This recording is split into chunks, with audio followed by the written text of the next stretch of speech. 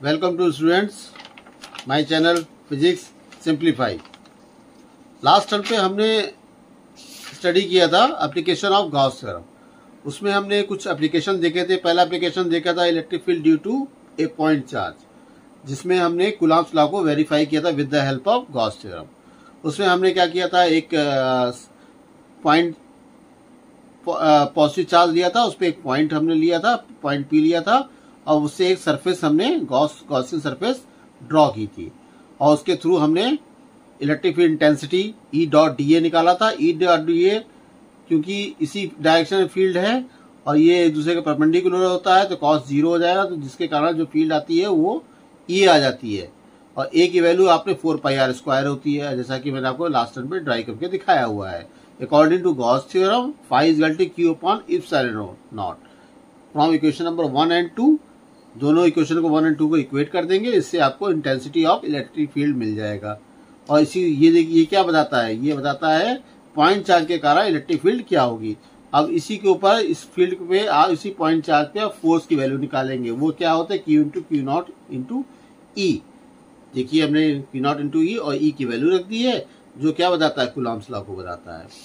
Next application आज हम पढ़ते हैं electric field due to a infinite line of charge. हमने क्या किया, इनफाइनाइट लाइन, एक इनफाइनाइट लेंथ ले लिए, उस पर कैसा चार्ज एज्यूम किया, पॉजिटिव चार्ज एज्यूम कर लिया है। और चूंकि हमने आपको पिछले भी लेक्चर में बताया था कि जिसपे भी हमको गॉसियन लॉ को प्रूव करना होता है तो उसके लिए हमें एक इंक्लोज सरफेस एरिया की जरूरत होती है। तो हमने क्या किया, हमने इसी पॉइंट चार्ज जो इनफाइनाइट लेंथ ली है हमने, उसमें हमने आर डिस्टेंस पे एक पॉइंट पी मान लिया, देख रहे हैं, जिसपे हमने intensity of electricity outward of radially outward दिखाया हुआ है, वेक्टर ई से दिखाया हुआ है, देख रहे हैं। और चूंकि हमको इस पे गॉसियन लॉ को प्रूव करना है तो हमें एक इंक्लोज सरफेस एरिया कंसीडर करना पड़ेगा, तो हमने एक सिलेंड्रिकल एरिया कंसीडर कर लिया, देख रहे हैं।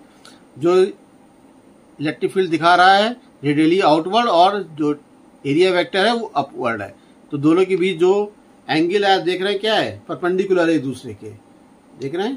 तो ये लिखते हैं, तो वेक्टर फॉर्म में लिखते हैं, और जब उसको आप ओपन करते हैं तो ये हो जाएगा ई डी ए कॉस 90, ठीक है। कॉस 90 क्या हो जाता है,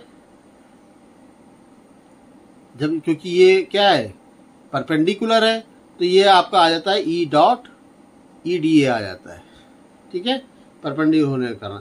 तो सेम चीज हमने देखे यहाँ पे किया हुआ है, तो हमने ई डॉट डी ए को ई डॉट कॉस जीरो लिख लिया है, देख रहे हैं। तो ये ई कांस्टेंट है, क्योंकि ई कांस्टेंट इसलिए है कि इधर भी पॉजिटिव चार्ज है, इधर भी पॉजिटिव है, तो थ्रू आउट द लेंथ जो वैल्यू होगी इंटेंसिटी ऑफ इलेक्ट्रिक फील्ड की वो सेम होगी, इसलिए हमने इंटीग्रल फॉर्म से इसको बाहर की तरफ निकाल लिया। तो अंदर आ गया ई इंटीग्रेशन ऑफ डी ए, ठीक है। तो ई और डी ए को हमने लिख लिया, डी ए की वैल्यू रख ली 2πrl, एक क्वेश्चन मिल गई। According to Gaussian law q equal to होता है क्यू टाइम्स ऑफ 1/ε0। अब क्यू क्या है, क्यू को हमने क्या माना है, क्यू को हमने माना है कि जो उसके ऊपर लाइन चार्ज है वो कितना है, ये है आपका क्या कहते हैं, line linear charge density per unit length.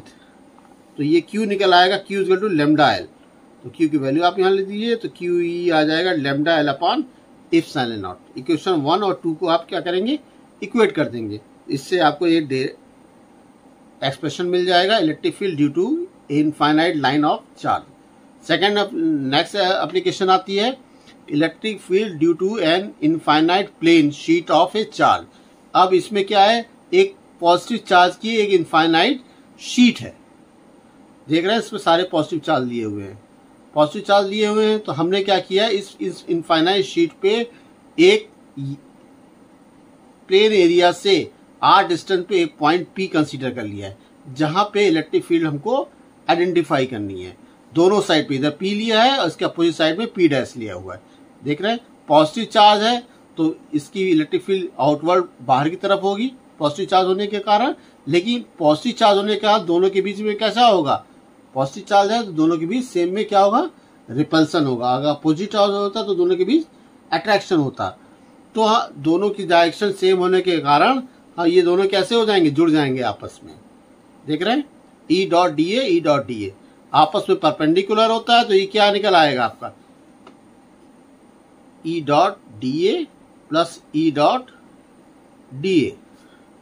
दोनों जुड़ जाएंगे, दोनों को आप क्या करेंगे, इलेक्ट्रिक फील्ड कांस्टेंट होने के कारण इसको आप बाहर निकाल लेंगे, तो ये आ जाएगा ई ए प्लस ई ए, तो दोनों जुड़ के क्या बना देंगे 2EA, जो मैंने डायरेक्टली दिया है यहाँ पे। तो इससे आ जाएगा 5E = 2EA।